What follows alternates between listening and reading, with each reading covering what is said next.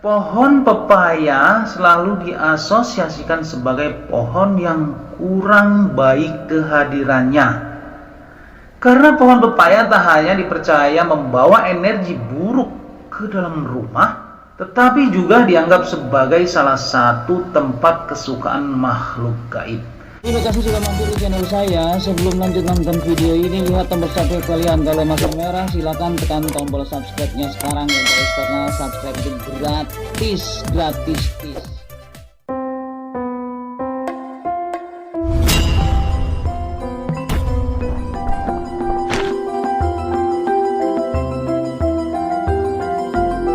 Assalamualaikum warahmatullahi wabarakatuh. Salam sejahtera, Om Swastiastu, salam kebajikan, salam rahayu, sampurasun. Yang perlu kita ketahui bahwa di dunia ini terdapat beberapa tanaman yang dilarang atau dihindari menanamnya di depan rumah. Alasannya bermacam-macam teman-teman. Dari penghambat rezeki, mengganggu kesehatanlah, atau pohon itu atau tanaman itu merupakan tanaman yang disukai oleh makhluk astral. Kali ini kami akan mereview tanaman yang tidak baik ditanam di depan rumah atau di sekitaran rumah. Bukan membahas manfaat tanaman tersebut. Semua ciptaan Tuhan, ciptaan Allah Subhanahu wa Ta'ala, semuanya bermanfaat. Jadi berikut ini adalah 7 tanaman yang dilarang atau tidak disarankan ditanam di depan rumah. Yang pertama itu adalah pohon pepaya. Kembali lagi ya, pohon pepaya. Mengapa pohon pepaya ini tidak baik ditanam di depan rumah? Berdasarkan kepercayaan tradisional sejak zaman dahulu, atau menurut primbon Jawa dengan ilmu titennya, pohon pepaya selalu diasosiasikan sebagai pohon yang kurang baik kehadirannya. Karena pohon pepaya tak hanya dipercaya membawa energi buruk ke dalam rumah, tetapi juga dianggap sebagai salah satu tempat kesukaan makhluk gaib. Dengan adanya makhluk gaib tersebut, akan semakin banyak godaan buat kalian untuk berbuat jahat atau hidup tidak tenang.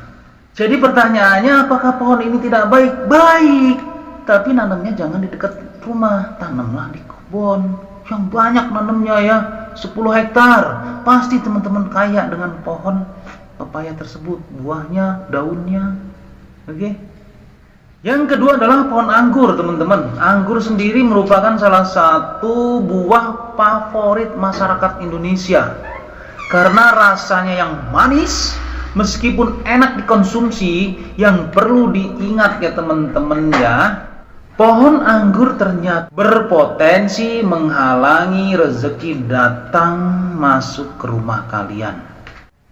Tidak hanya dalam kepercayaan orang Jawa saja, tapi di dalam Islam pun pohon anggur tidak baik ditanam di dekat rumah.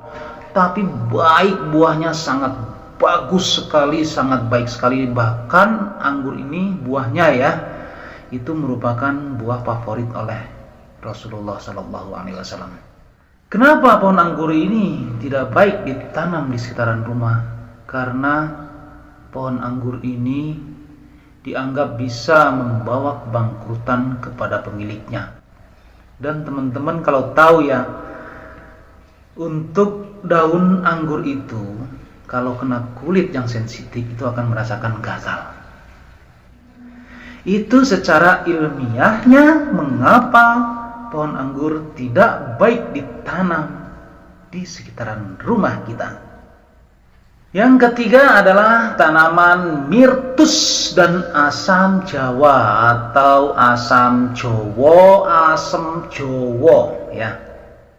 Kalau pohon mirtus atau myrtle secara filosofis mirip dengan tanaman asam yang dianggap tanaman buah nasib buruk dan tidak boleh dipertahankan.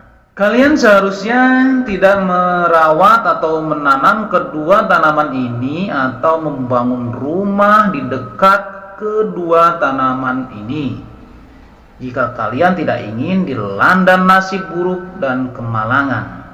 Kenapa? Karena kedua tanaman ini mengeluarkan energi negatif dan paling disukai oleh makhluk astral atau makhluk halus.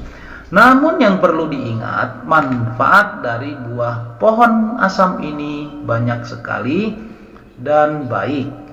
Jadi kita harus memiliki akal yang cerdas.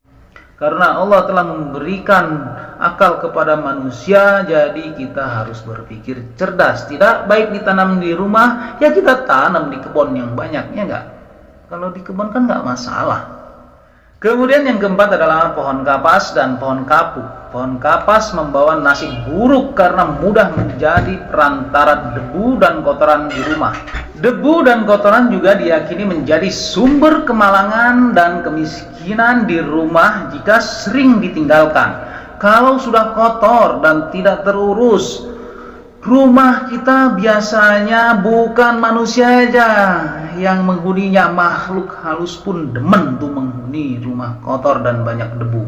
Itulah penyebabnya pohon kapas atau pohon kapuk atau dikenal dengan pohon randu tidak baik ditanam di sekitaran rumah. Bagaimana kalau nanamnya di kebun?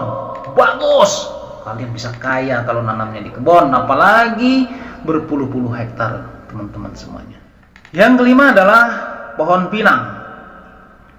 Pohon ini diyakini mampu membuat sifat anak-anak pemilik rumah yang menanamnya sulit dikontrol, baik dalam pendidikan maupun moral.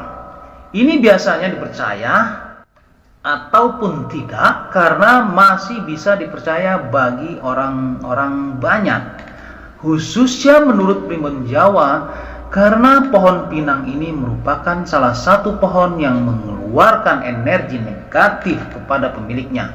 Jadi pantas saja apabila pohon ini tidak baik ditanam di sekitaran rumah. Silahkan tanam di kebun sana. Karena pohon pinang pun buahnya baik dan mahal.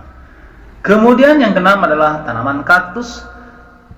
Tanaman yang dilarang ditanam di depan rumah yakni pohon kaktus. Pohon kaktus seringkali dianggap sebagai salah satu tanaman pembawa sial. Karena bentuk tanaman yang berduri serta tumbuh di lingkungan yang minim air, pohon kaktus mungkin saja tumbuh di kebun kalian. Namun perlu diingat bahwa pohon kaktus tidak baik ditanam di sekitaran rumah, apalagi di dalam rumah. Karena pohon kaktus itu mengeluarkan energi negatif sehingga akan berpengaruh kepada kehidupan kita. Pantas saja apabila tanaman kaktus ini tidak baik ditanam di sekitaran rumah kita. Kemudian yang ketujuh adalah tanaman yang sudah mati. Selain mengurangi estetika halaman depan rumah kalian, tanaman mati bisa membawa hal buruk bagi kehidupan kalian. Jika tanaman yang sudah mati, maka segera bersihkan dan singkirkan tanaman dari lingkungan rumah kalian. Tumbuhan yang mati dipercaya membawa sial karena merupakan sumber unsur negatif dan kemalangan yang berada di sekitaran rumah. Karena apa? Tanaman yang sudah mati syarat dengan kematian. Hal yang sudah mati segeralah disingkirkan, diganti dengan yang masih hidup dan yang bagus. Nah, teman-teman semuanya, itulah tadi 7 tanaman yang dilarang ditanam di depan rumah menurut Islam dan primbon Jawa. Dari ke-7 tanaman di atas, tanaman mana nih yang kalian tanam atau yang kalian sempat tanam di sekitaran rumah kita? Kalau ada salah satu tanaman tersebut, segera singkirkanlah sebelum kemalangan hadir menghampiri kalian. Wallahu a'lam bishawab. Semoga bermanfaat untuk kita semuanya, khususnya buat diri pribadi saya. Kebenaran datangnya hanya dari Allah Subhanahu wa ta'ala, sedangkan kesalahan merupakan kekhilafan diri pribadi saya. Untuk itu, mohon maaf atas kesalahan dan kekhilafan. Jangan lupa teman-teman semuanya, sedekahkan subscribe kalian. Semoga menjadi ladang amal jariah buat kalian semuanya. Sampai ketemu lagi dengan saya Endang Gunawan di video saya selanjutnya. Wallahul muwaffiq ila aqwamit thoriq. Wassalamualaikum warahmatullahi wabarakatuh.